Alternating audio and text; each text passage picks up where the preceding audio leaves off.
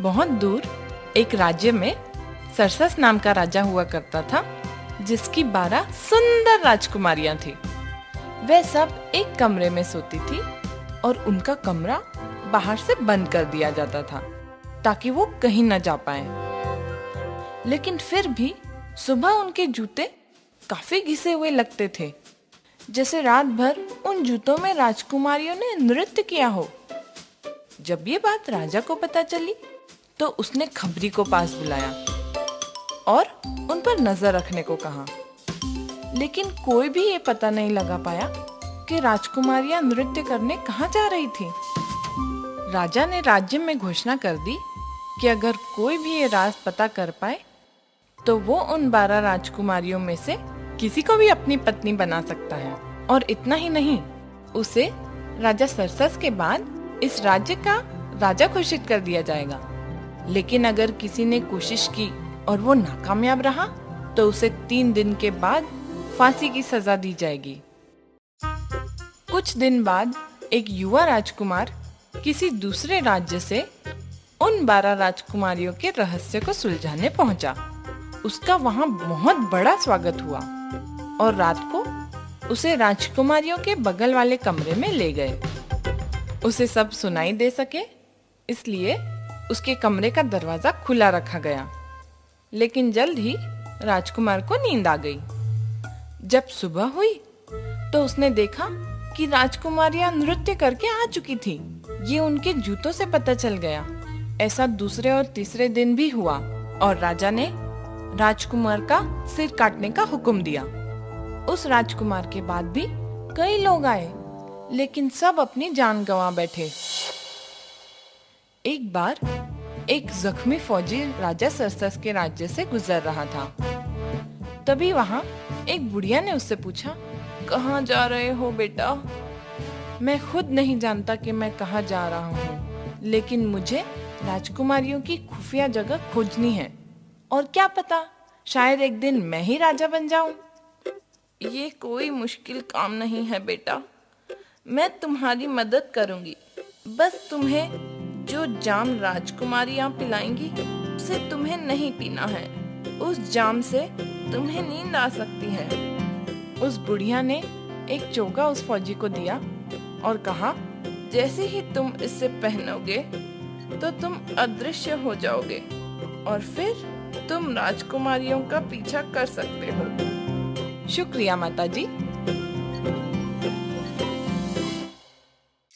फौजी राजा के पास पहुंचा और परीक्षा देने की इच्छा जताई।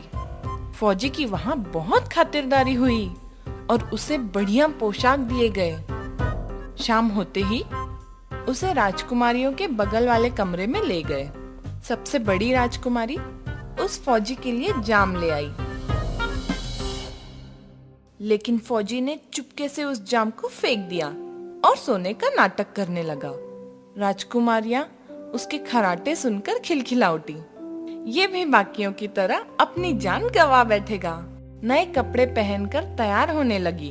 वे बहुत उत्साहित थी। लेकिन सबसे छोटी राजकुमारी ने कहा, पता नहीं क्यों, लेकिन मुझे बेचैनी सी हो रही है, जैसे कुछ बुरा होने वाला है। तुम्हें हर समय डर लगा रहता है। क्या तुम भूल गई कि इसके पहले भी हमें कोई पकड़ नहीं पाया है? अगर इस फौजी को नींद का जाम नहीं दिया होता तो भी ये सो जाता। जब वह सब तैयार हो गई, वह उस फौजी को देखने पहुंची जो कि बहुत जोर जोर से खर्राटे ले रहा था। बड़ी राजकुमारी ने ताली बजाई और एक खुफिया दरवाजा खुल गया जिसमें राजकुमारियां जाने लगी और फौजी ये सब धीरे से झांकते हुए देख रहा था। फौजी ने झट से चोगा पहना और अदृश्य हो गया और उनके पीछे चला गया।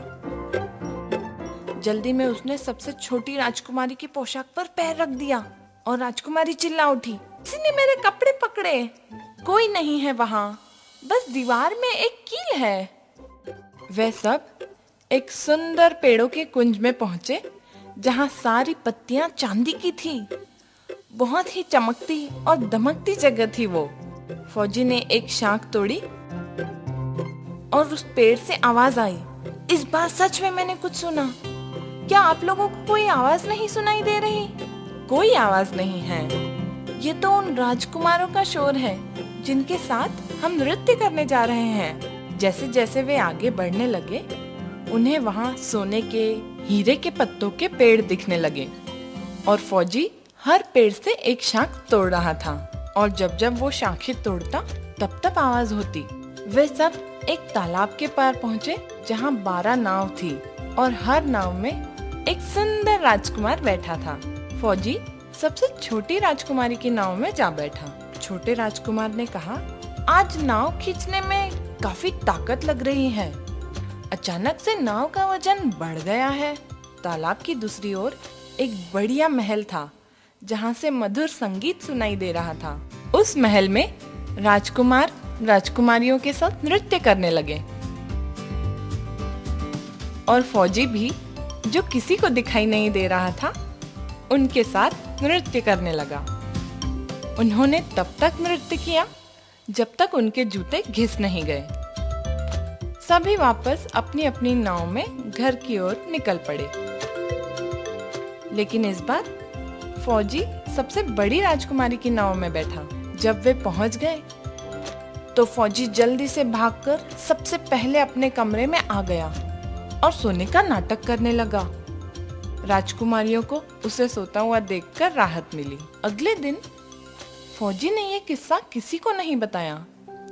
वो दूसरी और तीसरी रात भी अदृश्य होकर राजकुमारियों के साथ गया और वहां से एक सुनहरा बर्तन उठा लाया। 3 दिन बाद राजा के सामने उस फौजी को उसकी चमकीली शाखें और सुनहरे बर्तन के साथ पेश किया गया।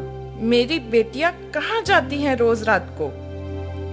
राजा वे 12 राजकुमारों के साथ एक भूमिगत महल में नृत्य करने जाती हैं। फौजी ने राजा को पूरी बात बताई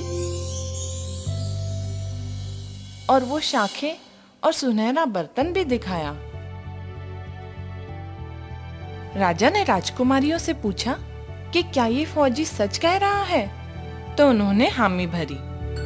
राजा ने फौजी से अपनी पत्नी चुनने को कहा और फौजी ने सबसे बड़ी राजकुमारी से शादी करने की इच्छा जताई। उसी दिन उनकी शादी हो गई और राजा ने फौजी को अपना वारिस घोषित किया। कई वर्षों बाद राजा गुजर गए और फौजी उस राज्य के राजा बन गए। लेकिन बाकी के 11 राजकुमारियों को अपने राजकुमार की बहुत याद आती थी। फौजी ने उनसे कहा कि अगर वे चाहें तो वे अपने राजकुमारों से शादी कर सकती हैं। उस रात नए राजा और रानी अपनी 11 राजकुमारियों के साथ आलीशान महल में गए, जहां उन सब की शादी हुई और नृत्य की राजकुमारियां वहां खुशी खुशी रहने लगी। एक खूबसूरत दिन लंदन में 2 लड़कों ने जन्म लिया, 2 अलग अलग परिवारों में। पर हुआ था कि दोनों एकदम जुड़वा जैसे दिखते थे। एक का नाम रखा गया टॉम कैंटी, जो एक गरीब घराने का था, और दूसरा था राजकुमार एडवर्ड वेल्स का, जो बहुत ही अमीर था। टॉम मैले कुचेले गलियों में रहता था। उसका पिता और दादी दोनों सख्त स्वभाव के थे। उसकी माँ थी सुशील और उसकी बहनें भी थे। टॉम का जीवन दुखी वाला था, पर उसका एक सपना था कि एक दिन वह एक राजकुमार से मिलेगा। इसी प्रकार समय बीत गया, पर टॉम ने अपना सपना नहीं भूला। एक दिन अचानक से सपना देखते देखते टॉम नींद से जाग गया। उसने सपने में देखा कि वह एक राजकुमार बन गया।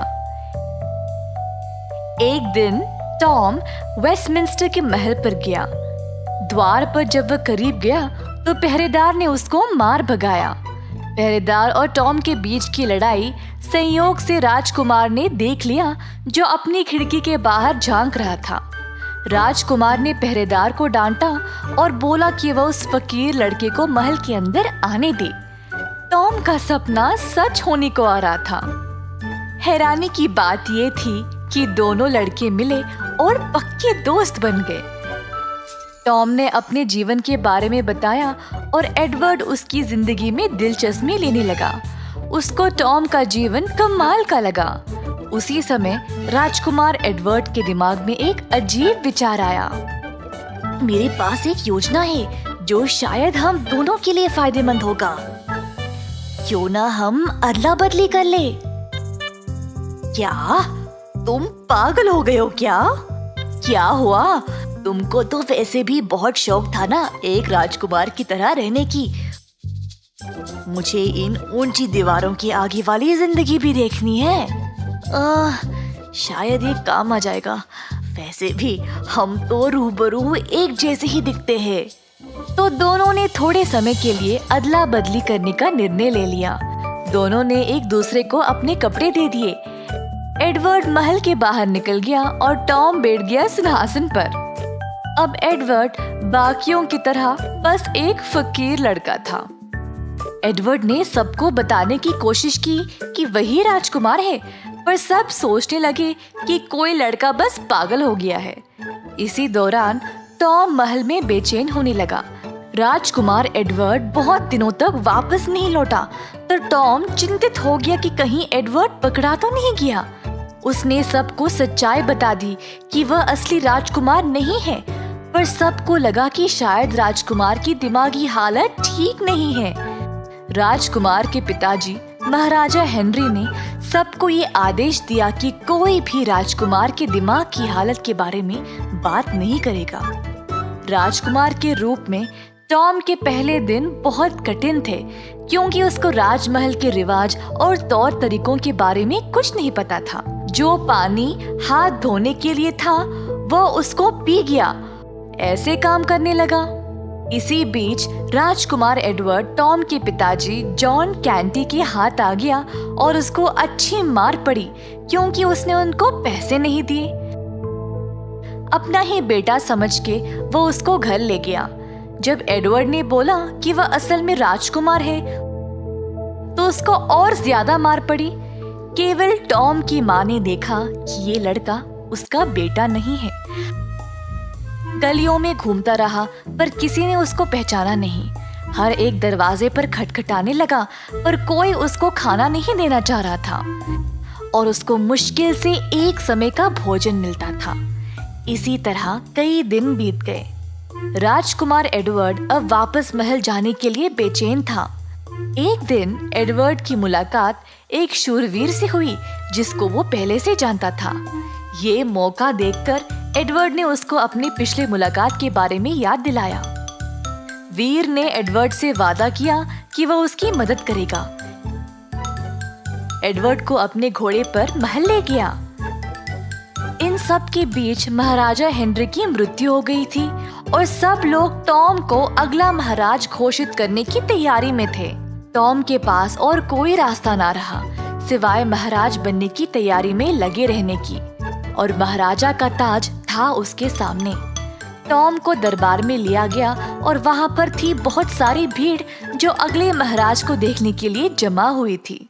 प्रीस्ट साहब ने अपनी प्रार्थना पूरी की और हाथ में ताज लिए टॉम के सर पर रखने ही वाले थे, जब अचानक से एडवर्ड दरबार में घुस आया। टॉम हैरान रह गया। उसको पता था कि उसको क्या करना था, पर वह अपनी पुरानी गरीबों की जिंदगी में वापस जाने को डर रहा था। पर आखिरकार उसने अपना फैसला लिया और आवाज ऊंचा करके सबके सामने सच बोल दिया, मैं राजकुमार एडवर्ड नहीं हूँ, वो है। तो अंत में असली राजकुमार एडवर्ड को सिंहासन पे बिठाया गया। टॉम की सच्चाई और ईमानदारी एडवर्ड को बहुत पसंद आई।